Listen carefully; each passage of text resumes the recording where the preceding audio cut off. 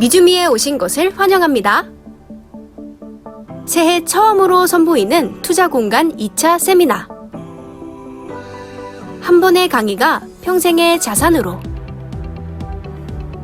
어디서도 듣지 못한 인사이트를 미주미와 함께하세요. 자세한 사항은 미국 주식에 미치다 유튜브에서 신청하세요. 2022년 1월 15일 오전 10시. 자, 월스트리트 모닝 브리핑 함께하고 계십니다. 이번에는 이제 새해에 또 새롭게 캐나다 현지에 계신 우리 미국 주식에 미치다 이항영 교수 연결해 보도록 하겠습니다. 교수님 어서 오세요. 네, 새해 복 많이 받으십시오. 네. 이항영입니다. 반갑습니다. 아니 미국 캐나다에 계시니까 해피 뉴 이어 이렇게 하셔야 되는 거 아니에요? 아, 그 웃기만 하시네요. 예, 받아주진 않으시네요. 예, 알겠습니다. 먼저 시장부터 좀 정리를 해주세요.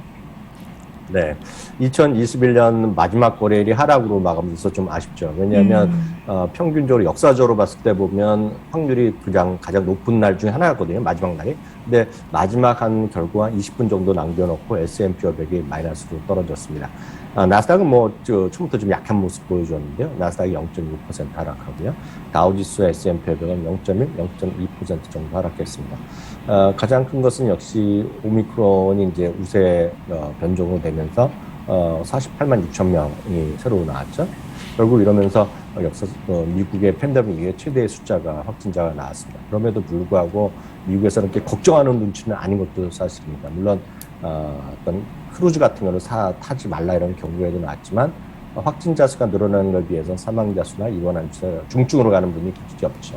다만 이제 일부 우리나라도 마찬가지지만 이제 청소년 그리고 애들이 이제 많이 확진된다는 게 우려가 되지만 아직까지 그렇게 큰 걱정하는 것은 아니라고 보고 있고요. 특히 이제 10년물 금리나 유가 그리고 미국의 달러 가치까지 소폭 조금씩 좀 하락한 것도 미국 주시장에서 지난 마지막 날 조금 하락한 그런 모습이 일단 되겠습니다. 네.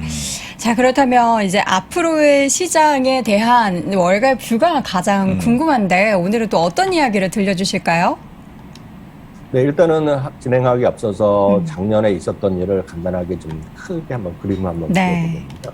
1년 동안 S&P 500은 27% 가까이 올랐죠. 다우가 18%, 나스닥이 21% 올라가서 S&P 500이 다우와 나스닥을 각각 8%포인트 그리고 5%포인트로 앞섰습니다. 이렇게 격차가 벌어진 것은 97년 이후 최대가 되겠고요. 특히 S&P 500이 이렇게 나스닥과 다우를 한꺼번에 이긴 거는 역사적으로 고작 S&P 500의 90년 역사 동안 5번밖에 없었기 때문에 상당히 특이한 일이 벌어졌다라고 보셔야 되겠고요. 그렇게 이렇게 된 것은 1984년, 89년, 97년, 2004년 그리고 마지막이 2005년이었기 때문에 이런 일은 16년 만에 처음 벌어졌습니다. 특히 아시다시피 다우 같은 경우는 이제 18% 정도가 이제 올라간 거에 반해서 S&P 500이 더 올라갔잖아요. 그러다 보니 역시 가장 중요한 것은 분산 투자가 그렇게 일단 중요했다는 것을 다시 한번 역설적으로 이렇게 이해하시면 될 것 같습니다. 그렇군요. 자, 그럼 섹터별로 봤을 때도 지금 앞서서 얘기했었던 리츠 에너지 이런 관련된 섹터의 퍼포먼스가 굉장히 좋았죠. 우리가 보통 늘 얘기합니다만 관심이 없는 거가 계속 올라와요. 아니 그럼 어떻게 그러니까, 이번엔 또 IT 쪽, 뭐 빵에 좀 관심을 가지지 말아볼까요? 그래서 이제 무슨 얘기냐면 여러분들이 포트폴리오 분산이 여러분도 없는 걸 채우는 거기 때문에 물론 손이 안 가죠. 손이 안 가는데 관심 갖고 하나씩 타보는 게 어떨까? 하나씩? 예, 하나씩. 왜냐면 아예 없는 분들은 솔직히 얘기해서 올해 만약에 가을 이후에 만약에 팡종만 보였다 그러면 별로 수익이 재미없었거든요. 맞아요. 그래서 말씀드리는 겁니다. 네. 관련해서 뭐 ETF라도 이렇게 한 종목씩 그렇습니다. 조금 한 주라도 한번 사두면 이렇게 퍼포먼스가 좋구나라는 걸 그렇죠. 체감을 또 하실 수 있을 것 같아요. 교수님 어떻게 보세요? 네, 맞습니다. 전체적으로 보면 섹터별로 보면은 에너지, 리츠, IT가 1, 2, 3위 올라갔는데요. 상대적으로 이제 우리나라 분들은 좀 적게 갖고 있는 그런 부분이 좀 안타까운 모습이 됐다라고 이해하셔야 되겠고요. S&P 500 기준의 이익이 45%나 늘어난 것. 그러면서 팩트셋 기준을 보면 가장 집계 이후 최고의 이익 증가율을 나온 것이 가장 큰 작년에 한 해 동안 강한 모습이 되겠고요. 특히 이제 연간 70번이나 사상 최고가 기록일 정도로요. 고공행진을 했던 것 자체가 큰 의미가 있다라고 보셔야 되겠습니다. 지수별로 가장 많이 오른 주식 살펴보면 역시 에너지 섹터에서 주식들이 많이 일단 차지했었는데요. 실제로 보면 대본 에너지 같은 경우 거의 200% 올라갔고요. 포드도 137% 올라갔습니다. 그래서 포드가 S&P 500 주식 중에서는 거의 전체적으로 6위권에 올라갈 정도로 가장 많이 올라간 주식이 되겠고요. 특히 포드 같은 경우는 2009년 이후에 보면 12년 만에 가장 높은 수익률을 기록했습니다. 나스닥은 이제 루시드가 막판에 들어갔잖아요. 그래서 루시드가 280% 올라갔고요. 포트넷과 엔비디아가 140% 올라갔고요.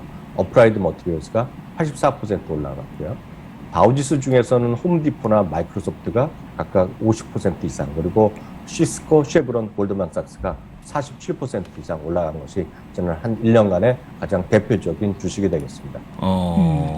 자, 시장별로 좀 나눠서 보자면 지금 앞서서는 S&P 500 확인해봤는데 뭐 나스닥에서는 뭐 루시드 이런 종목들이 올해는 또 어떤 퍼포먼스가 보이게 될지도 궁금하고 사실 다우 쪽에서도 좀 굵직한 종목들이 뭐 세 자릿수는 아니지만 네. 많이 올랐잖아요.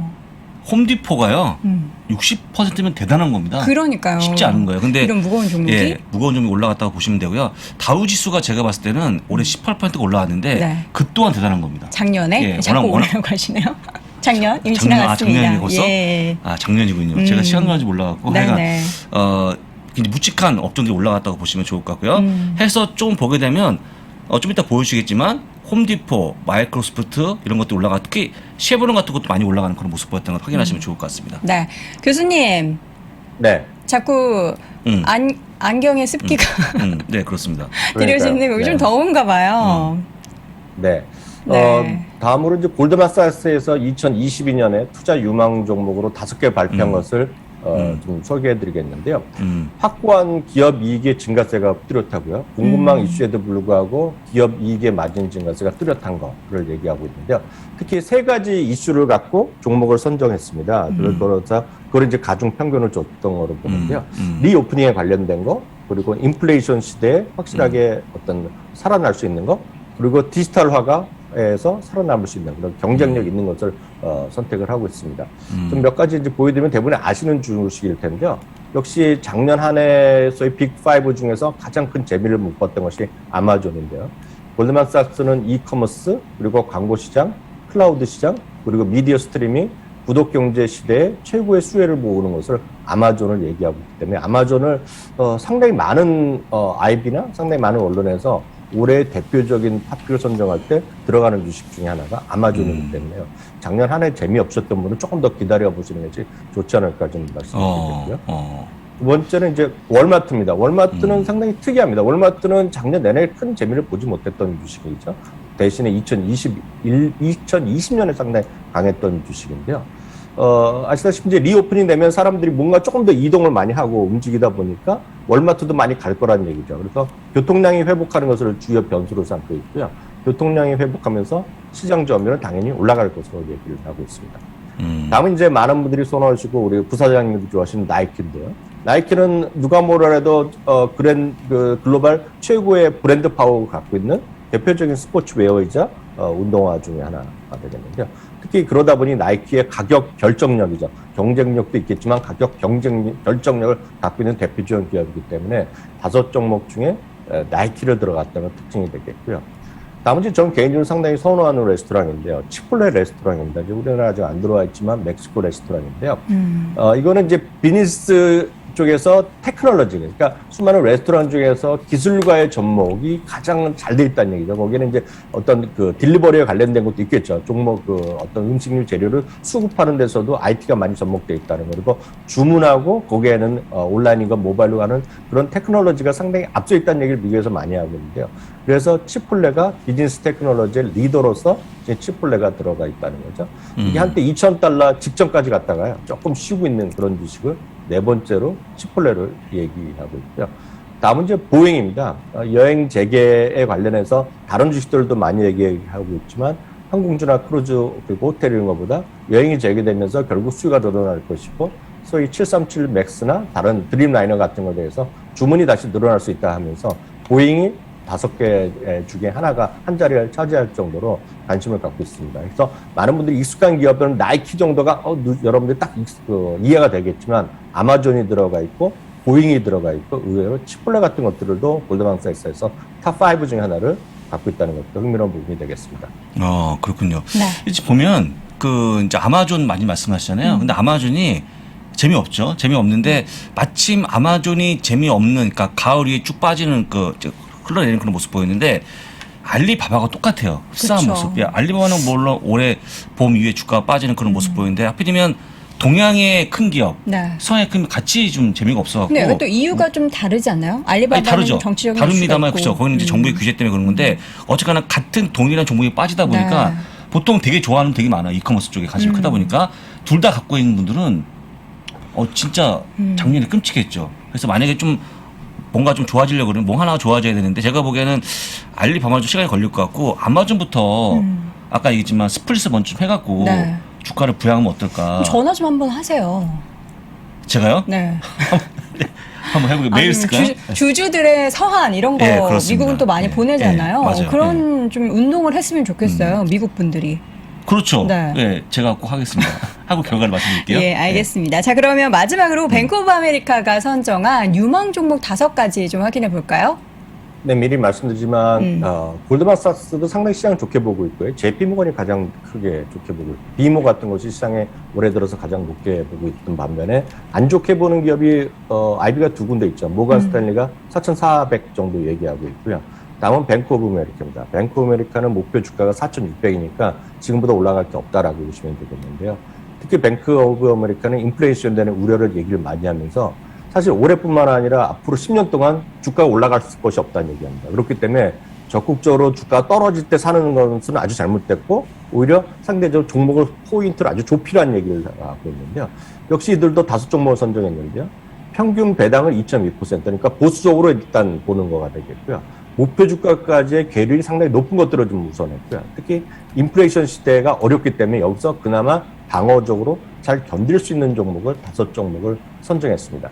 여기서 매번 다들 아실 만한 것들인데 여기서 많은 분들이 선호를 안 하시는 것도 계실 것 같습니다. 첫 번째가 작년에 결국 마이너스까지 수익률이 났던 디즈니가 되고 있습니다. 이제 디즈니도 이제 리오프닝에 대한 기대감이 있고 작년에 내내 재미가 없었던 그런 주식입니다. 그래서 아마존과 마찬가지가 되겠는데 그래서 디즈니가 첫 번째 종목으로 들어가 있겠고요. 두 번째는 이제 많은 지금 IB에서 얘기하는 소위 필수 서비스나 먹거리나 간식으로 많이 얘기하는 거죠. 결국 오레오가 되겠는데요. 몬델레스 인터내셔널을 이들도 뱅크 오브 아메리카도 5종목의 한 종목을 몬델레스 인터내셔널입니다. 아시는 분 멕시코 같습니다. 오레오라든가 홀스 이런 것들이 들어가 있는 기업이 되겠고요. 크림치즈로 유명한 필라델피아 이런 것들의 브랜드를 갖고 있는 것이 몬델레스 인터내셔널이 되겠습니다.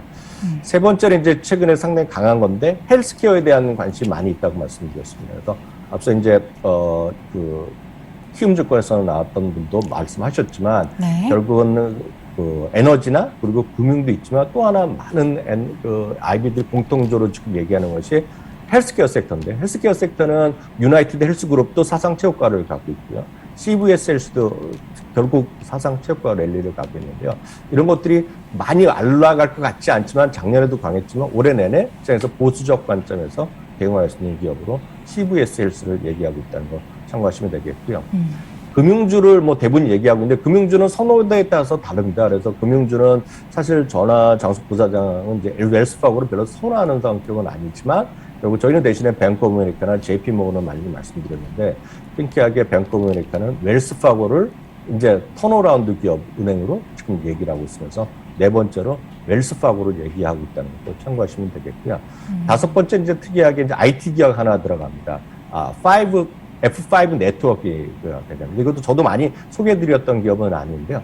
클라우드 보안 기업 중에 요새 상당히 잘 나가고 있습니다. 그래서 사실 이 부분은 클라우드 보안에서 팔로 알토도 있고 포트넷도 있고 다른 여러 가지 있겠는데 F5 네트워크를 얘기를 하는 것이 바로 뱅크 오브 아메리카 되겠고요. 다만 이 부분에 대해서 전문 지식이나 약간 부족한 분들이라면 여러 가지 ETF가 있습니다. 대표적인 ETF가 HACK, 핵 같은 것도 ETF가 있겠고 이런 클라우드 보안을 포함한 클라우드 관련된 정보를 많이 갖고 있는 것이 SKYY, 스카이라든가 CLOUD에서 CLO 이런 ETF도 괜찮기 때문에 그런 것들도 여러분들을 중심으로 IT 주식에서는 클라우드가 그나마 뱅크 오브 아메리카는 보수적 시장 관해서도 그런 것에 대해서 관심을 갖고 있다는 것 정도 참고하시면 좋겠습니다. 네. 그 CVSS는 교수님, CVSS가 보니까 약국인데 약국 내에서 백신을 맞을 수 있대요. 근데 제가 어떤 영상을 하나 본적 보니까 있어요? 예.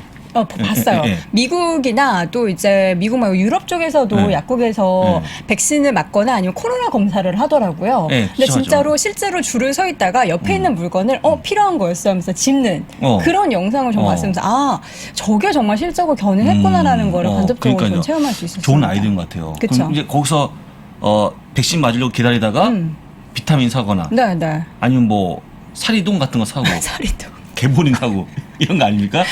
거기서 뭐 다른 건 하겠죠. 아이고, 그런 거 하는데 네, 뭐 그런 것 때문에 애들이 매출이 올라가는 게 사실 제가 생각하면 전 많이 살 것 같아요. 그쵸. 필요한 게 많으니까. 네. 그러면 이제 1등이 CBSS고 그 밑에가 월급이 붙여 올라갔을 네, 때 네. 큰 데일수록 더 많이 장사 잘 되겠죠. 그럼요. 그것 때문에 최근에 많이 추천하는 게 아닐까 싶어 말씀드리니까 참고하시면 좋을 것 같고요. 네. 저는 개인적으로 백신 만약 국내에서 한다고 그러면 저는 가서 빨리 맞고 많이 사올 것 같아요. 한국 가서. 뭘 그렇게 사고 싶으세요? 뭐 쌍화탕 하지 않겠습니다. 알겠습니다. 오늘 끝나고 나서는 여기 앞에서 그 활력, 예, 그거 한 잔 드시고 딥스트 가시길 활력, 바라겠고요. 자, 오늘도 우리 이 교수님과 함께 이야기 많이 나눠봤는데 캐나다에서 부디 건강하게 올해도 잘 부탁드리도록 하겠습니다. 미국 주식에 미치다 이한경 교수 함께했습니다. 고맙습니다. 고맙습니다. 네, 감사합니다.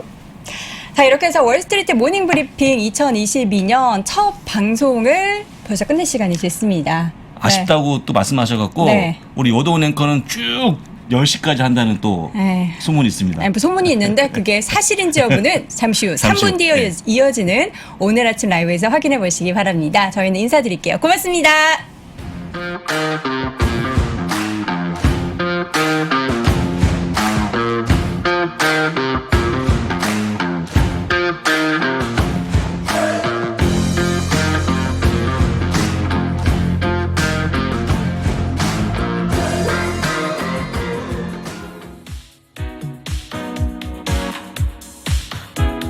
키움증권 해외 주식 수수료 0.07%, 환전 우대 95%, 비대면 계좌만 있으면 누구나 신청 가능.